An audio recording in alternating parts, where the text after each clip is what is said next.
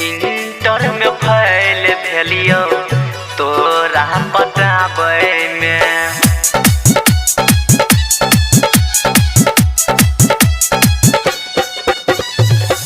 Inter में फैल भेलियो तोरा पटाबै में।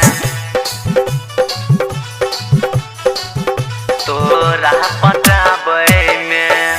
डर किया गई छौगे, डर किया गई छौगे, हकीकत बताबै में। इंटर में फैल भेलियो तोरा पटाबै में।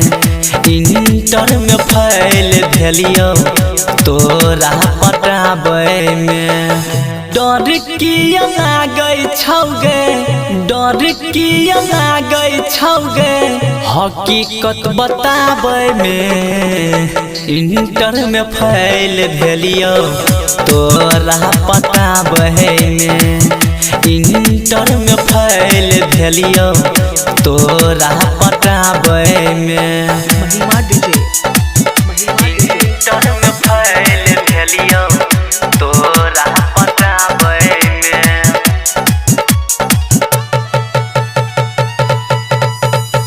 बसर चौक इंटर में फैल भेलियो तोरा पटाबै में।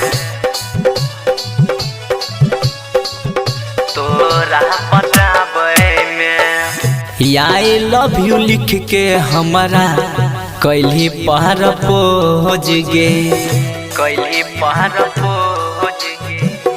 कैली पहर पोज हे गई हम मिले आबै हो तोरा से रोज रोज गे। तोरा से रोज रोज गे। तोरा से रोज रोज गे। आई लव यू लिख के हमारा कैली पहर पोज गे। हम मिले आबै हो तोरा से रोज रोज गे।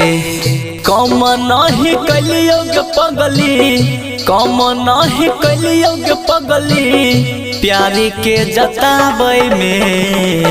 इंटर में फैल भेलियो तोरा पटाबै में। इंटर में फैल भेलियो तोरा पटाबै में। इंटर में फैल भेलियो, इंटर में फैल भेलियो तोरा पटाबै में। इंटर में फैल भेलियो तोरा पटाबै में। तोरा पटाबै में। तोरे चलते निकल गेलियो हम अपना घर से।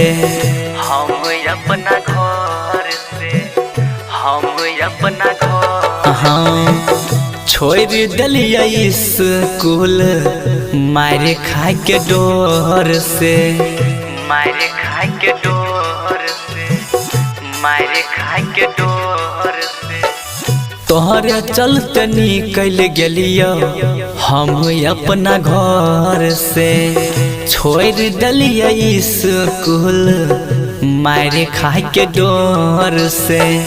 राइटर चंचल प्रमोद, राइटर चंचल प्रमोद, देहाती सताबै में।